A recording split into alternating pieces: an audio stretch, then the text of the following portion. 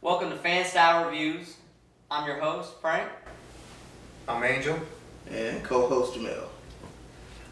We're not professional movie critics, but we're very opinionated. We like to give our opinions on movies, and we're going to start with some movies that we've seen already, and then we're going to go into some movies coming out. So this is going to be your one and only spoiler warning. You've been warned. Okay, boys. How you guys doing today? Pretty good. I mean, That's it good. just snowed here in Kansas City. So, It snowed like 10 inches on one. Oh yeah. Yeah. So, I guess basically let's talk about some movies that we've already seen this year.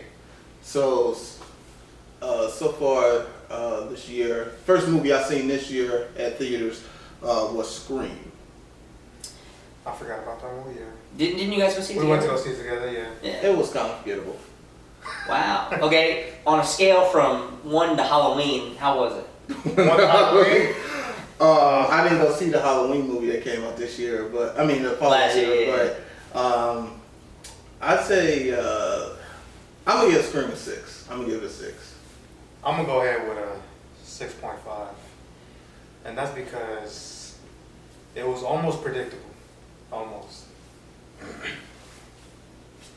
So why would you give it 6? As he said, it was kind of predictable. I like extra cheese, but not too much cheese in the film. And this movie was like super cheesy, not extra, super. So I mean, the one that I think was cheesy was Halloween. This movie was a lot better than Halloween. you don't think it was cheesy? I don't think so. Alright. Well, I remember I couldn't go see that with you guys, but I never did wind up seeing it. But, okay, we got a 6 and a 6.5 over here on screen. What about another one that I haven't seen yet, Moonfall? Did you guys see Moonfall? We seen Moonfall as well. What do you rate that one? I'm honestly gonna give Moonfall a good 7. Me personally, I thought that the concept of the movie was pretty good. I thought the acting and the story was pretty decent. So, I think that nowadays with modern movies, a lot of people just ain't going to see certain things. Some people are just going to go see the major film, like a Marvel Studios film. Oh, yeah, They're Marvel gonna see that. Studios. But individual films, I don't think a lot of people are actually getting out and going to go see these movies. So that's just my 2 cents. I'm gonna give it the same rate as well. To me, the plot was okay. They could have fixed some things here and there, but overall, it was okay to me. And you didn't see that one either, right? No, I didn't see it either. I meant to go see it, but I just never. But from the trailers, do you think it was gonna be good? No. No. No, if we're gonna be honest, from the trailers, I thought it was gonna be not the best. I mean, the moon's coming out of orbit. Let's get out of here. Like some parts in that movie was cheesy, especially the car scene. Yeah, okay. I would like to talk about that for a second. Yeah. Why in every apocalypse type movie is everybody a Fast and Furious driver? In 2012, in the movie 2012, I mean, earthquake destroying land, and this dude is hopping broken pieces of land. So come on, the everyday guy is not going to be able to Fast and Furious a car through just a lot of debris. Right. And same thing with this. Even with the gravity pulling them, they're still able to get away. Oh yeah. Everything. It's like gravity can pull the tanker sitting right next to him, but they're able. I think the next movie we're gonna switch over to, which I'm gonna state it here today, best movie so far of 2022, Death on the Nile. I've seen. So far, all the movies that I've seen, Death on the Nile has been the best one. You should go watch it, guys. Definitely recommend watching that. Definitely recommend watching it. From the trailers, you're going to get a different subplot once you watch the movie compared to what's in the trailers. It's going to trick you, but it's in a good way. Yeah. Oh, I mean, the trailer did a great job of hiding stuff. It did. Yeah. I will say, did not expect Gal Gadot's character to die. I don't know if you did. Oh yeah, you did say spoilers, so yeah. I said spoilers. You said spoilers. You said spoilers. Warm. Yes, that's what I'm saying. I didn't expect her character to be the one that died. I thought that was some type of. I didn't expect a woman to be dying. I thought it was going to be a male character dying, And then that was, plot to find what male character died. But, I mean, she was like the main character at first, so you kind of thought that, okay, yeah, she's just going to stay alive. But it kind of made sense for her character to die, being that she was the rich woman. Yeah. People wanted to come after her. Well, yeah, once we started getting this information that we didn't know, it definitely, you could see why she was going to die or her husband at the time. But some theories started developing mid-movie, which you see that all the time. Mm-hmm. So I'm going to go to Andrew real quick, and we're going to talk about his theory real quick. So my theory was, I thought the main lady that died was behind all of it. That was just my thought. I don't know why, but I just thought she was behind all of it. Maybe to get back at somebody. I had no idea. I'll tell you why I agreed with you at first. Because she was already suspect of all her family members. Right. She was suspect of everybody. So I could see why you would fake your own death to maybe figure out the true intentions of somebody. You know what I'm saying? Yeah. So, and here's where I was like, oh, his theory is wrong. Because why invite, and I know movies do this where the person killing everybody invites a detective in. They're like, yeah, come on in.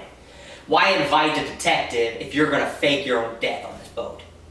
I guess unless you know for a fact you can pin it on somebody.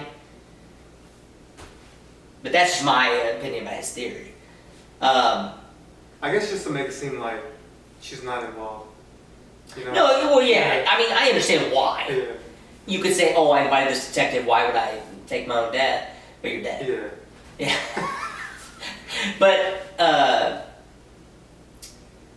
it was a little weird to me because the maid was there when she died. The other gentleman was there. I can't remember his name right now. He was there when it's like everybody was there but the detective. Which guy? Let me pull it up real quick. The doctor, the husband. No, Tom Bateman's character. You talking about like his Bob. wife. That was his Their name. cousin? The guy dating the. But the mom. Oh yeah. Yes, the guy with the mom. Yes. Okay. So it was like everybody was there. Yeah. I don't know. I mean, it was very good. I'm not gonna take anything away from the movie. I would actually give it an 8 out of 10. I thought the ending was a little predictable as we started to get down to those last final moments. I mean, but that's good though. Oh no, yeah. That's good. He surveyed everybody. He let everybody know. I do gotta say, after watching like Sherlock Holmes with Robert Downey Jr. and Benedict Cumberbatch, I love when the detective lays everything out. Mm-hmm. That's just in my opinion. I love when the detective is like, boom, boom, boom, I have everything right. But my thing with the movie was, why did they let the cousin get away? You mean the lawyer? Because he wasn't actually the cousin. Oh, he was? I thought they were. He was with them for so long that he was like family. Oh, okay. So, I mean, what are your thoughts? I mean, he did attempted murder, so he could have. And they just let him go.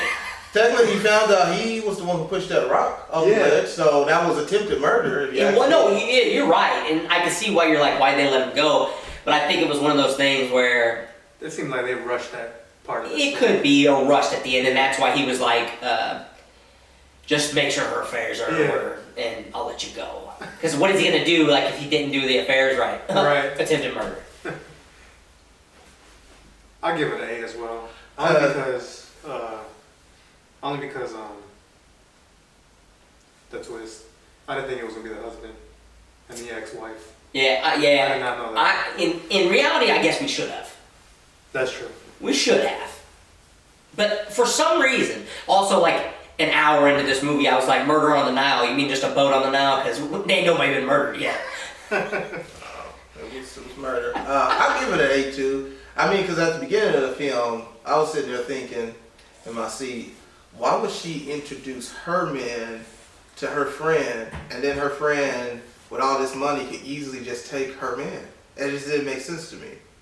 And then she was all sad, depressed. Oh, she took my husband, oh, she took everything from me. I got this gun and all this and that. That was a dead giveaway right there. And just how fast he fell in love with her. Yeah, that is true. Because I mean, your friend tells you you've been with this dude 6 weeks, and you're getting married already. He fell in love for this. Yeah, no, you're I right. mean, And I was just looking at. Can we talk about Russell Brand's character as the ex-husband or ex-fiance in The Doctor? As I was talking with a friend, and we were talking about how good his performance was, and how different it is to his normal performances. Well, his last film was Take Him to the Greek, wasn't it? No, wasn't his last film Forgetting Sarah Marshall? I forgot. Yeah. I just didn't see that movie. I'm not entirely sure. Let's look that up too. To me, he didn't have that much dialogue, but it was. He did not have that much dialogue, but is that what made his performance more powerful? I think his performance made sense. You know, the role he played, being like the one who still, it was kind of brokenhearted. He's still in love with the rich, and you can tell it wasn't about the money. The reason why he loved her, but hey, It did seem like they all wanted something. Oh, they definitely As soon did. as she died. Except for him, I would say. Well, Yeah. really, it was only a few of them that didn't want something. Yeah. Because the mother of of the guy. the guy, Bach, I think is what his name was, or Ben, like however they pronounce it. But the mother didn't really want anything except for her son not to marry the girl he wanted to marry. And then the aunt who gives away all her money. So I would say those two are probably the only two that didn't really want anything. Yeah. And what was that guy's name? Bach? I think so. It's like I had the cast list right here. So It's Bouc Bach. Bach. it was a super suspenseful film. It was very suspenseful. It got Yeah. real It got really it's like intricate there at the end. it grabs you into watching it. It's like, oh God, it put me on the edge of the seat a bit. So And not only that, but the dramatic theatrics of the detective shooting the gun in the air and the entire the entirety of the staff shutting the doors and locking them. And Oh, yeah. it was so funny to me. But Death on the Nile, we're gonna say 8 out of 10. 8 out of 10. all the way across. All the way across the board. And normally we're not. You're not in cahoots like that. Yeah, we're not on board like that together. And I'll be telling them they just gotta stick with me. I'll be showing y'all the best movies. Oh gosh. There you go. We're just gonna move past that. But that's all we basically have seen so far. Let's get into some. Was that it though? Wasn't it? Y'all go ahead and talk about it. So, Sing 2, I thought was pretty good. It was decent. I did. We're gonna talk about The King's Man. Let's stay away from. Let's talk about Sing 2, but let's leave that the only one in January we talk about. Alright. Because Matrix and the King, we can talk about King's Man if you want, but we're gonna stick away from the Matrix. Everybody has a high opinion, a very varying opinion. It's very decisive opinion. About very decisive. So we're gonna stick because we'll get into an argument, and then you guys won't like the podcast. Let's talk about Sing 2 though. So I was kind of on the Sing 2 train. That Sing 2 was better than Encanto, but my God, those songs from Encanto are all over. It was. That's the only reason why I didn't really like it. It was just too much singing for me. I would say that the storyline for Sing 2 was a little bit better than Encanto, but the songs, I mean, you got to give it for what the movies are, which is basically musicals but animated. So you got to give it to Encanto for the songs. But I would give Sing 2 a 7. I'll give it a 6. I did fall asleep towards the end, so. And I'll give it a question mark. Question mark? Yeah. I didn't question see mark it. right there by him. And I usually don't fall asleep in like Disney movies like that. I usually be really excited for them. Yeah, you're really excited for Disney.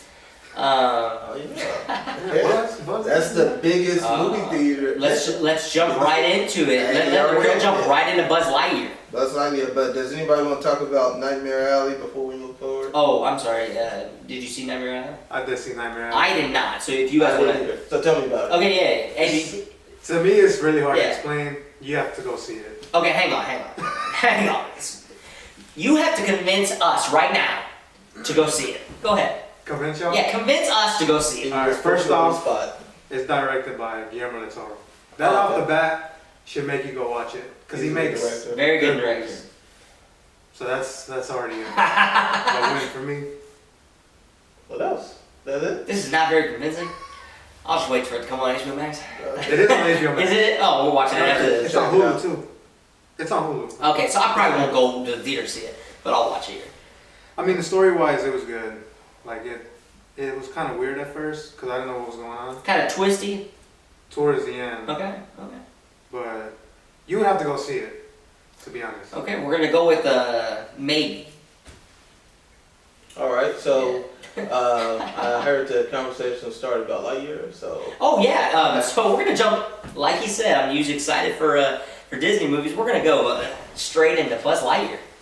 What are your thoughts? first off, just based off the trailer, animation is a lot of work that they put in this film. You know, Oh yeah. like the visuals just off the chart. I never thought that they would make this movie, so the fact when they dropped the first trailer, I was like, whoa, this is something here. And then the new trailer that they dropped has Zerby in it. And Oh, the new trailer that they dropped amazing. gave us a lot more information than a the first whole trailer. lot more information. I did not see the second trailer. You didn't see the second trailer? No. Oh yeah, it's Should we good. take a break now to watch the second trailer? All You right. said Zorg, so I'm like, Yeah, oh. he's in this. Zerg. Yeah, Zorg. So do you want to? Let's take a break right here. We're gonna put the trailer on for you guys, and let's watch it again real quick. All right. All right. So variants, it's gonna get a little messy with variants, don't you think? Where the solving problem is that a variant has been introduced. Yeah. I think that come the end of the film, it's going to unlock a lot of new doors, possibilities as far as the MCU goes. I think maybe some variants or characters from other universes might stay in the MCU, and Yeah, very well could. Did we rate this movie? We have not. Okay, let's go ahead and rate it. What's your anticipation review? my 1.5. anticipation is Wait. going to be. 9.5. I'm going to give Oh. it a 9. I thought you said 1.5. No, I was like, what? So we have a 9.5 and a 9. Mm-hmm. I'll give it a 9 as well, because like we were talking about, it's going to be the big hinge of this movie. Or of the Marvel Universe, I'm sorry, I don't know why I said that. So I think that wraps up what we're talking about for today. Thank you guys for listening and watching, and tune in next time when we talk more about some movies we anticipate and want to review. Also, we're going to get into shows as well. Oh yeah, because we ran out of time today. Ran We out of would've time talked about- today, but we're we going to have, get into the Disney Plus shows like Moon Knight, and we're also going to get into Peacemaker, and I hope you guys have all Some seen DC films. Or- Yeah, Yeah, some DC DC shows. films. We're also going to talk about. I do want to talk about Boba, the book of Boba Fett, and we're going to talk about Halo. We can't forget about that one. Mhm. That one's going to be a good one, I think. And some movies to look forward to that we're going to talk about are Batman coming out March 4th. March 4th? Yeah. March 4th, yeah. Sonic, April 28th. Ambulance, April 28th as well, or is that April 8th? It's somewhere in April. It's coming out in April, which hopefully next time we'll hit on that one. Secrets of Dumbledore, that comes out in April 15th. That's the final wrapping up of the new Harry Potter series. Should be a good movie, even though Johnny Depp's not going to be in there. Morbius coming out April 1st. Aquaman December 16th. Thor July 8th. And Black Adam July 29th. This isn't just a Marvel podcast. We're going to hit in these DC movies as well. We'll hit movies across the board. Yeah, we're going to hit movies across the board, but it just felt like we were talking a lot about Marvel. It's just, I feel that we got stuck in the Doctor Strange multiverse. Oh, we did a little bit, and because we got stuck, we didn't get to hit the shows, but it's going to be a big movie. And some classics too. Yeah, classic we're movies. going to have some, we were just talking about this, we're going to have some classic episodes and cult classic episodes and get into some specific episodes.